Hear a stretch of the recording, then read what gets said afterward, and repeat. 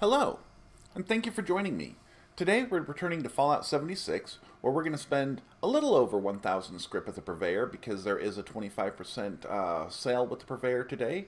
So we're going to actually take 15 pulls instead of 10. Yeah, it's a little over the normal 1,000 scrip, but I figure why not. So let's go on ahead and get started here and see what we get.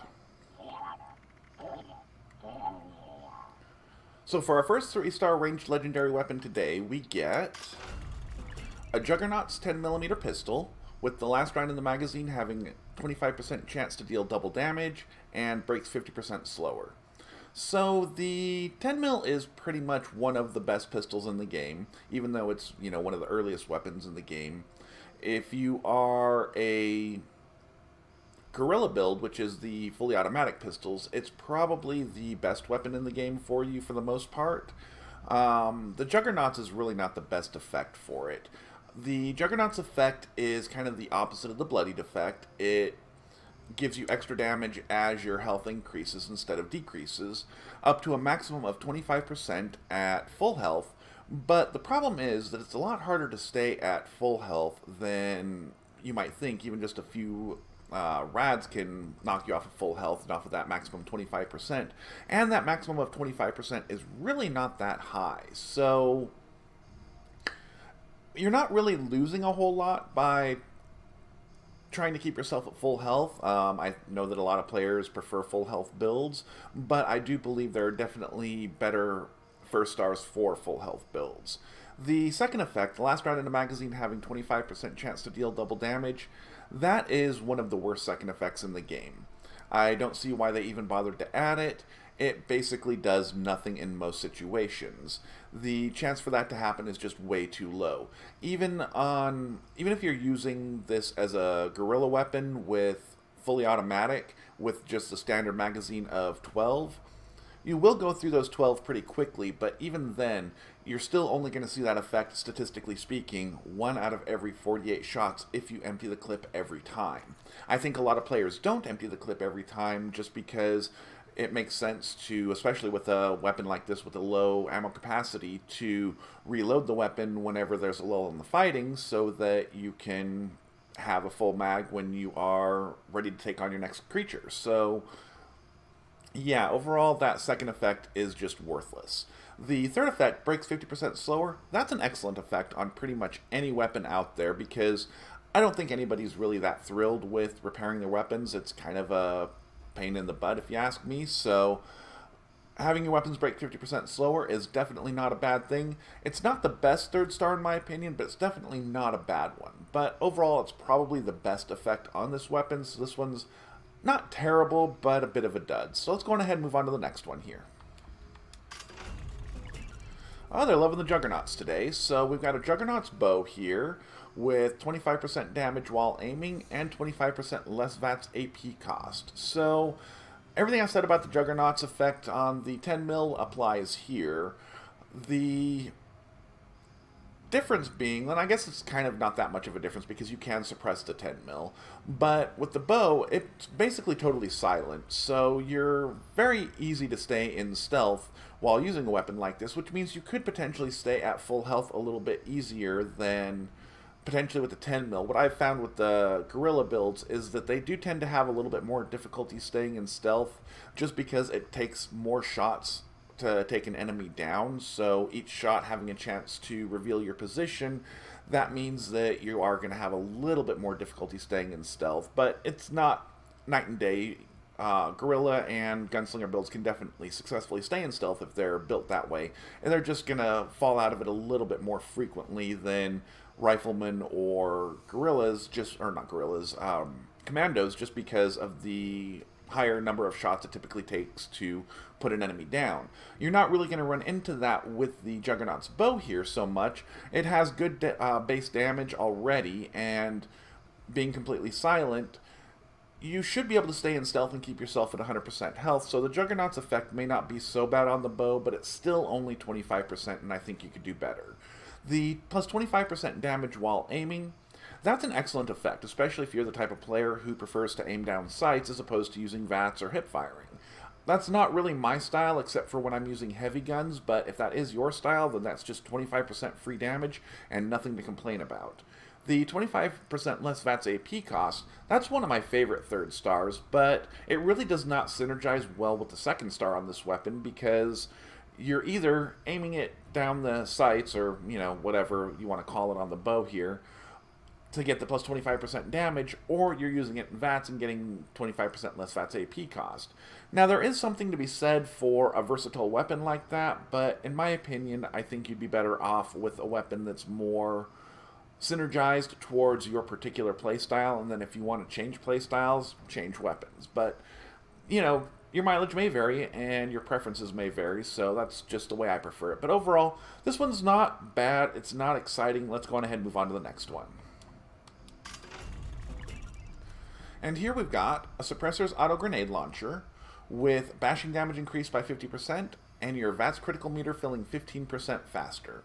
So the Suppressor's effect is not a terrible effect.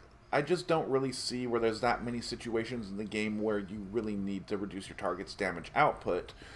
It can be helpful against bosses, and I can see it being useful in the Decryption Daily Ops where the enemies are ignoring 90% of your armor, so they're hitting very hard. Reducing the damage from them could be useful, although, in my opinion, in that situation at least, you're better off just putting them down quickly and reducing their damage output to 0 instead of 75%, so...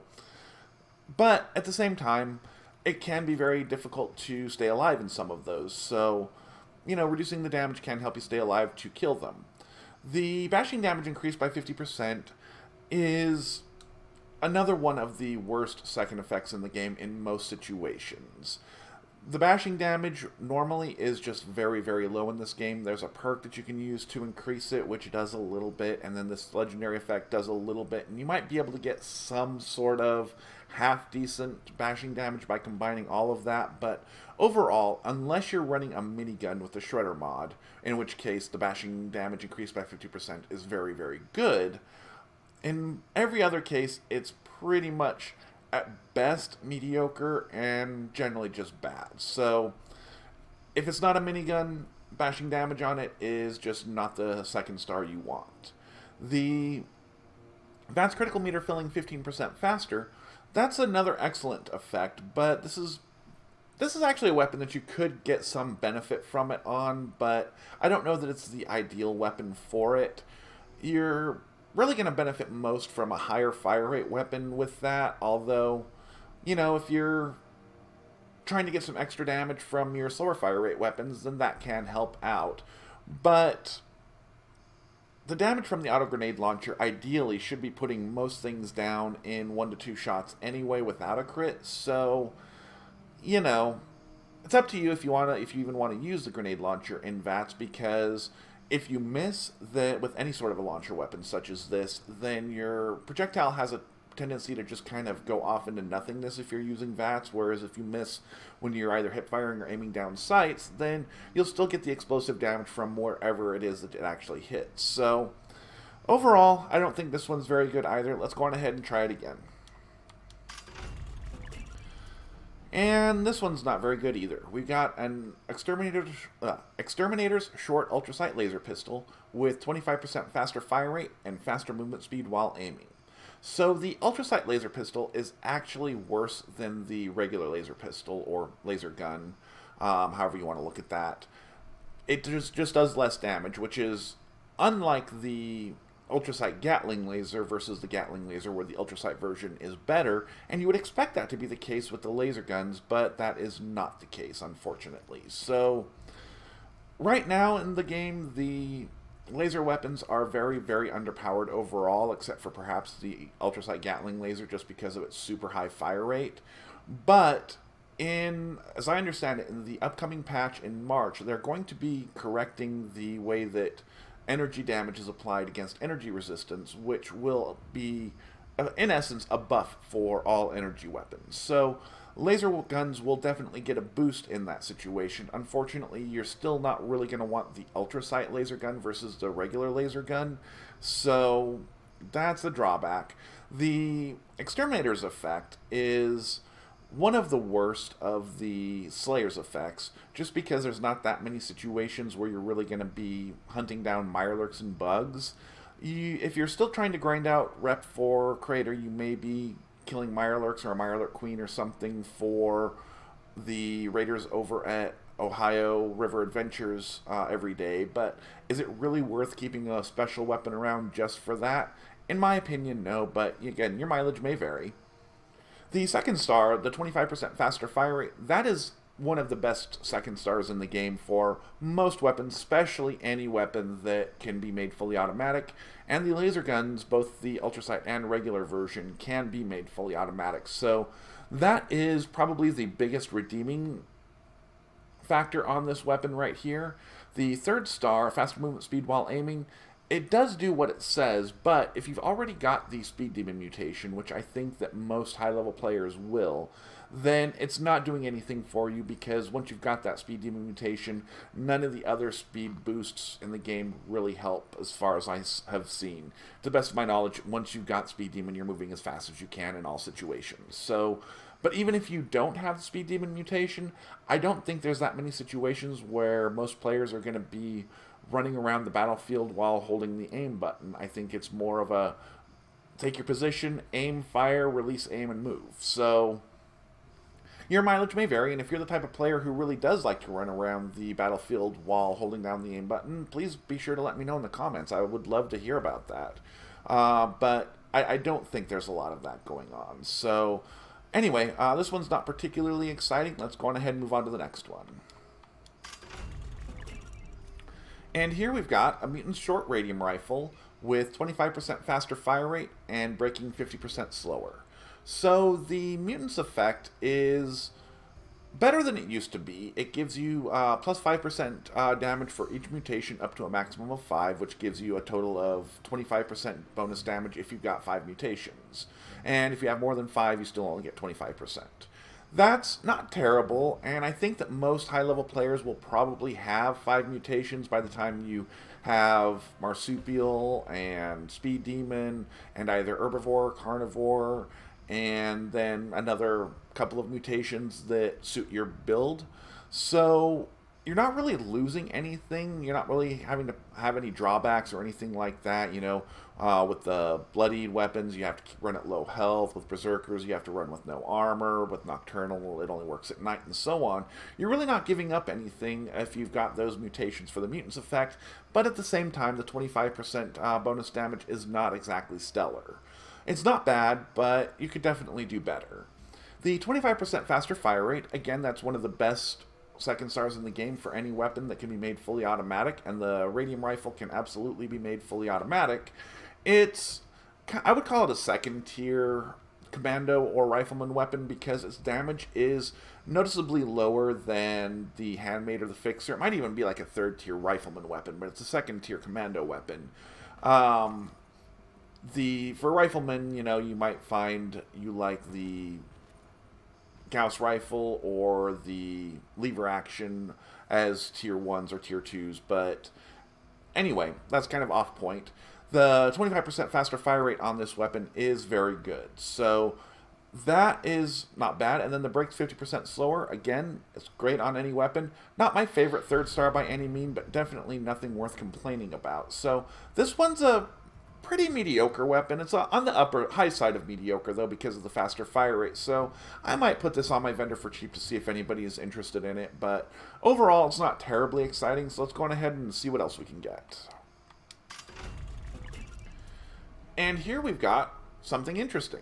A 2-shot short assault rifle with bullets explode for area damage and plus 50 damage resistance while aiming. So the 2-shot effect is normally not one of my favorite effects at all. It is plus 25% damage, but that damage is divided across 2 projectiles, so each one only does 62.5 or whatever percent damage. And each one has to penetrate the target's armor independently, and worse yet, it imposes a significant accuracy penalty on the weapon itself. So for those reasons, I'm not normally a fan of the 2-shot effect. But when it's paired with the bullets explode for area damage effect, it's actually very good. For some reason, when the explosive effect is paired with multiple shots, such as with the two-shot weapon, then each one of those bullets, or each one of those shots does the full explosive damage. So you get some, at least that's my understanding.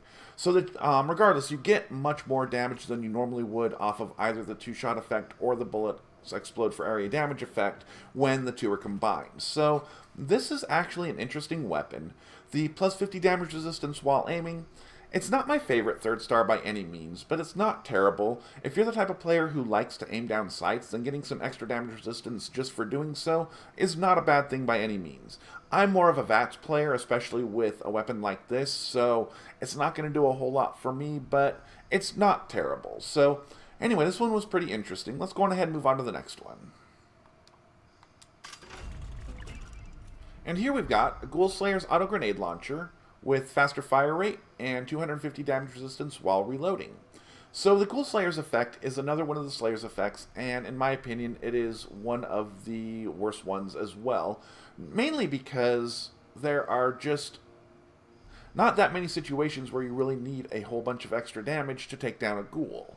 And I don't think it's really worth keeping a weapon around specifically to deal with ghouls. They're pretty squishy as it is, and you can generally take them down with a non-legendary weapon pretty easily, so whatever other weapon you choose to be running should generally be sufficient to take on ghouls. The 25% faster fire rate. This is actually a weapon that it's not particularly good on, just because this weapon is not fully automatic, at least not in the way that a handmade rifle or Gatling plasma or something like that is, where you just spray bullets or spray plasma or whatever. I believe, I haven't really played around with the grenade launcher that much, but I believe if you hold the button, it will fire it automatically, and the 25% faster fire rate should increase that, but overall, I don't think it's going to be that much of a difference on a weapon like this. It might be worth testing out, though, so I might hold on to this weapon just to see how it performs for that second star specifically. And it's actually a decent one for that, because the Ghoul Slayer's effect, if I'm not fighting ghouls, then that's not going to do anything to hamper the testing. So the third star, 250 damage resistance while reloading, I'm really not a fan of that effect. It looks good on paper, because getting some extra protection while you're reloading, which is a time when you're vulnerable, seems like a good thing, but because of the diminishing returns from damage resistance when you get it over about 300 to 400, I don't think you're really getting nearly as much from that as most players would think, especially if you've got a half-decent set of armor that's, giving you a good, 300 to 400 total damage resistance. If you don't, then this is probably going to be much better effect for you than it is for me. Most of my characters have some pretty solid armor by this point in the game. So overall, this one's not exciting, although, like I say, it's kind of interesting and I might do some testing with it, but let's go on ahead and move on to the next one. And here we've got an Exterminator's 10mm submachine gun with 25% damage while aiming and 15% faster reload. So this one would actually be very good if it had a better first star. The Exterminator's effect we talked about earlier, there's just not a lot of situations, I think, where players are going out specifically to hunt down mirelurks and bugs, and even if you are, I'm not sure that it's really worth keeping a weapon specifically around for that. Your mileage may vary, but I don't think too many players are going to be doing that. The 25% damage while aiming bonus is excellent. Again, if you're the type of player, like I say, who likes to aim down sights, then that's just free damage for you. So there's definitely no complaining about that.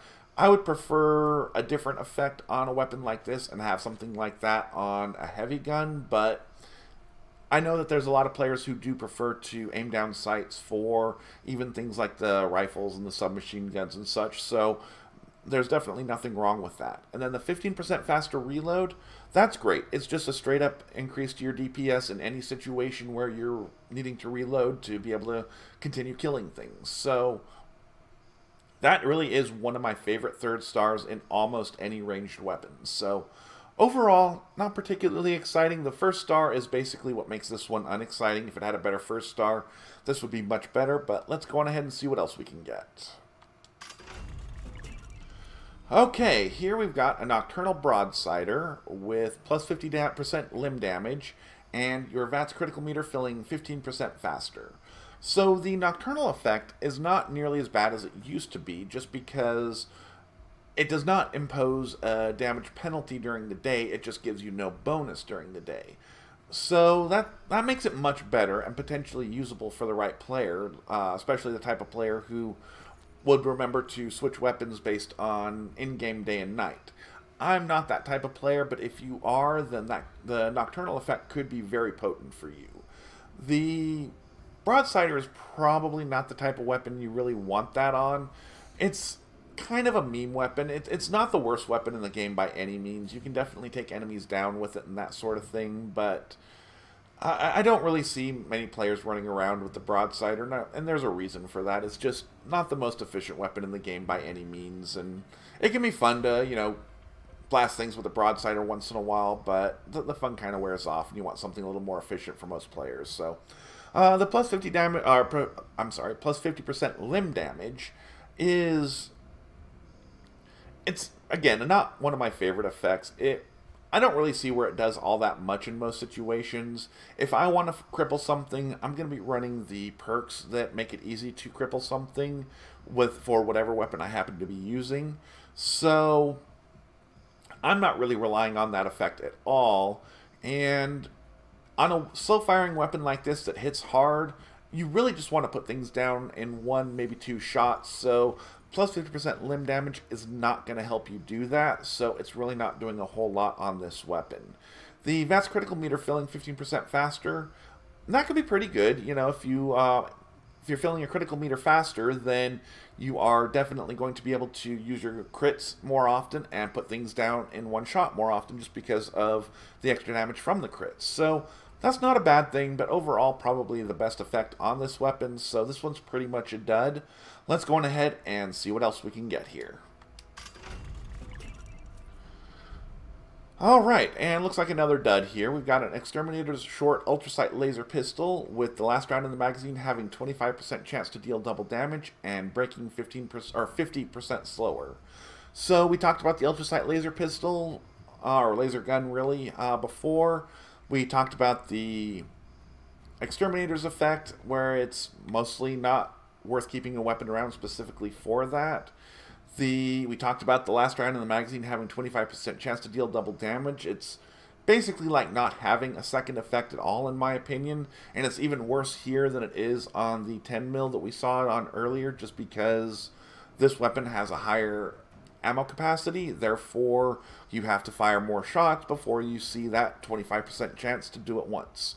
So yeah, the break's 50% slower. That is the one good effect on this weapon, but the weapon itself isn't good, so yeah, this one's a full-on dud. Let's go ahead and try another one.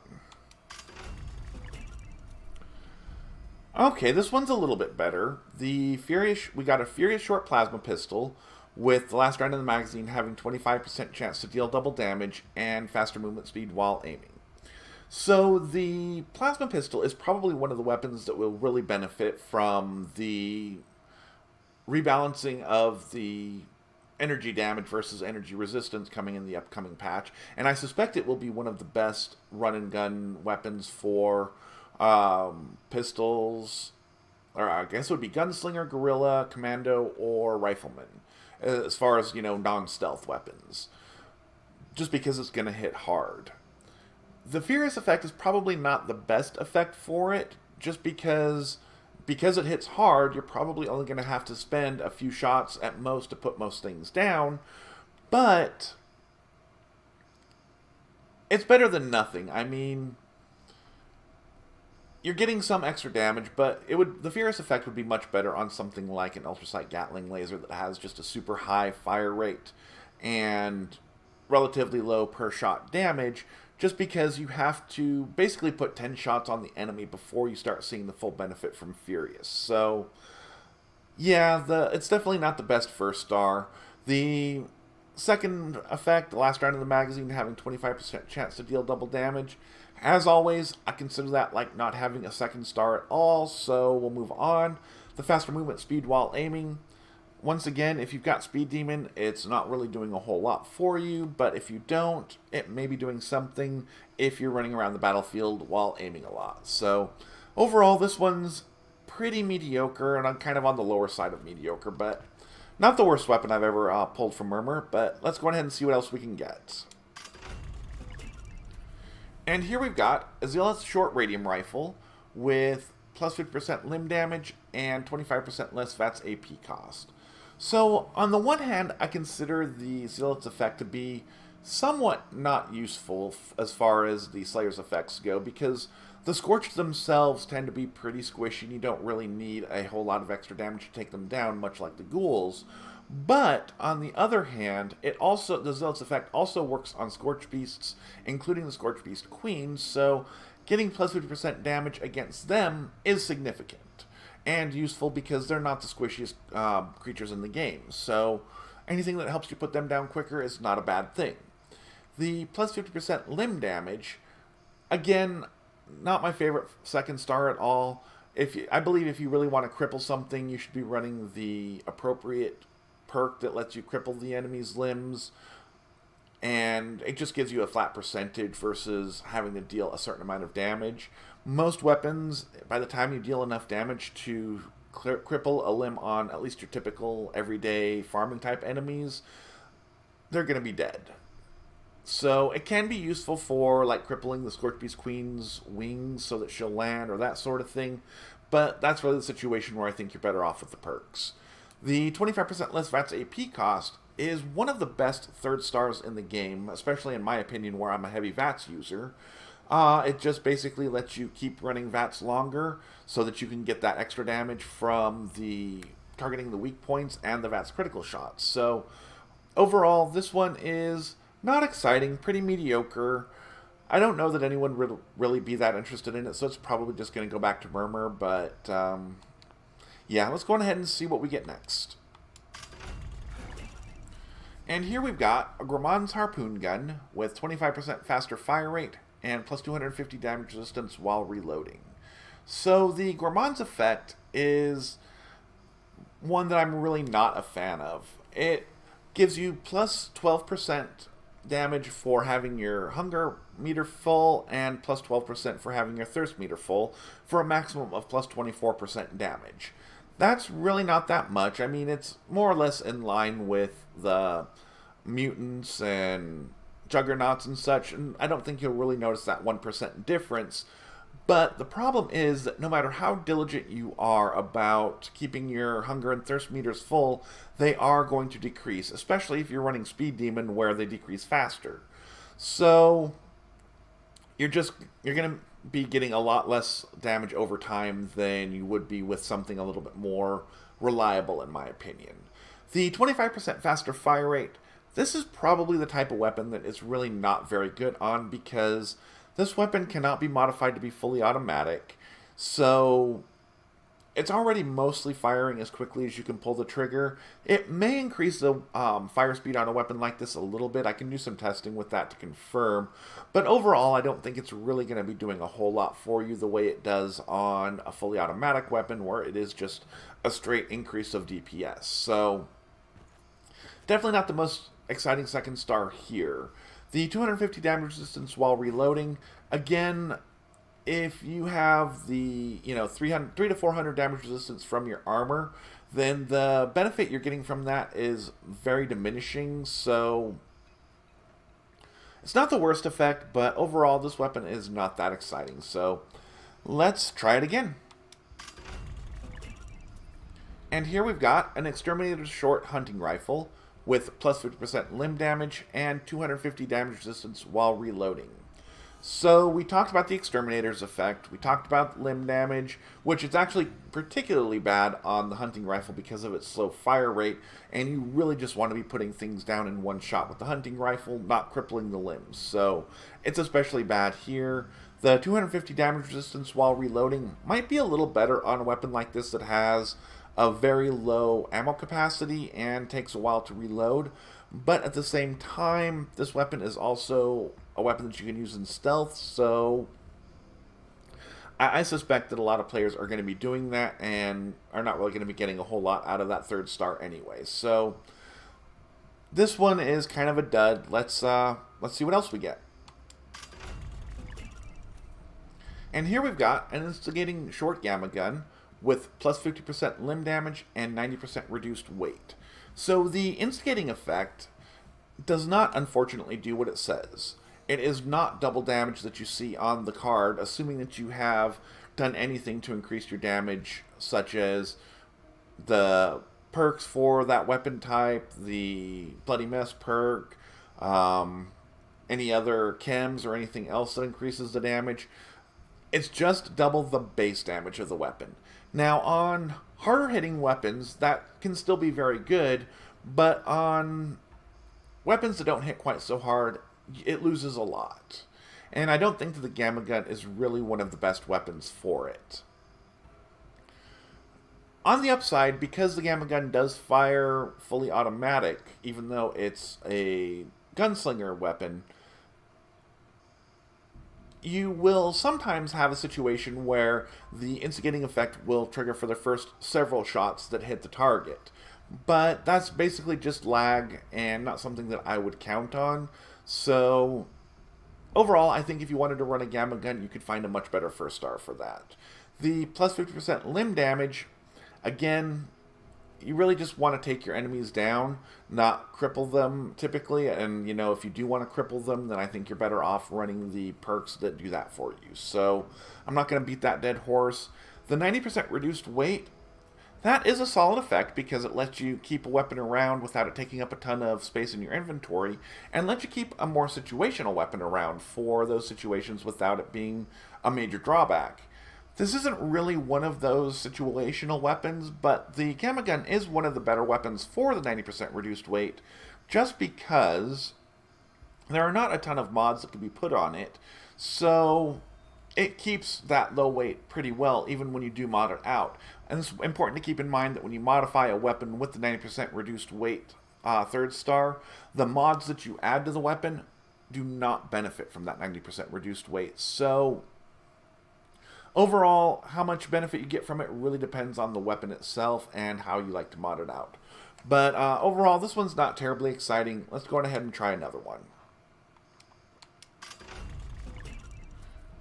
And here we've got a Stalker short laser pistol with plus 25% damage while aiming and 15% faster reload. So this weapon could have been very good if, or at least once the new patch comes out that fixes energy damage versus energy resistance, if the 1st star was better. Unfortunately, Stalker's is probably the worst 1st star ranged legendary weapon, ranged legendary effect in the game at the moment. Basically, what I've found with my testing with Stalker's weapons is that I do sometimes miss in VATS, even when I'm not in combat. And I do see that it does seem to cost extra AP, whether I miss or not, if I'm not in combat. So you get the drawback, but not the effect. So yeah, I do not recommend Stalker's effect. Which is unfortunate, because the plus 25% damage while aiming and 15% faster reload on this weapon are both very good. If it had a better 1st star, this could be a very good weapon. Unfortunately, it does not, so yeah. I believe we've done 14 so far, so for number 15 here, for the last one of the day, we get a Fixer. And this is an Instigating Fixer. Unfortunately, it has the last round in the magazine having a 25% chance to deal double damage, and +1 perception. So the Fixer is not the best weapon for the Instigating effect, because its damage isn't super high, its base damage, but at the same time, it's not the worst weapon for it either, because if you are a Rifleman build, then you can actually get the per shot damage on the Fixer fairly high. And then adding, the base damage to the weapon on top of that does have a good chance of taking down a lot of enemies in one shot, as long as you're using VATS to target the weak point. That said, it's not the best effect for the Fixer either. The second star, unfortunately, on this weapon is just bad. It's the last round of the magazine having 25% chance to deal double damage. If you're running with the base magazine size of 20 for the fully automatic version, that's roughly 1 out of every 80 shots is going to give you double damage. Is that really worth a legendary effect? In my opinion, no. The +1 perception, it's not the best 3rd star by any means, but it's solid for a weapon like this because it does give you some better VATS accuracy, and for me anyway, and I believe a lot of other players, the Fixer is definitely a weapon that you will want to use in VATS. The recoil is actually pretty harsh on a Fixer, so it's definitely, in my opinion, a better VATS weapon than it is a aim down the sights or hip fire weapon. So overall, this one is pretty mediocre. I might put it on my vendor for cheap, or I might just give it back to Murmur. I'll have to see how things go. But overall, we didn't really get anything super exciting this week, but we'll be back to try again next week, and I appreciate you joining me. Please remember, if you enjoy content like this, be sure to like, subscribe, and comment. It really helps the channel out, and it doesn't cost you anything. And once again, thanks for joining me.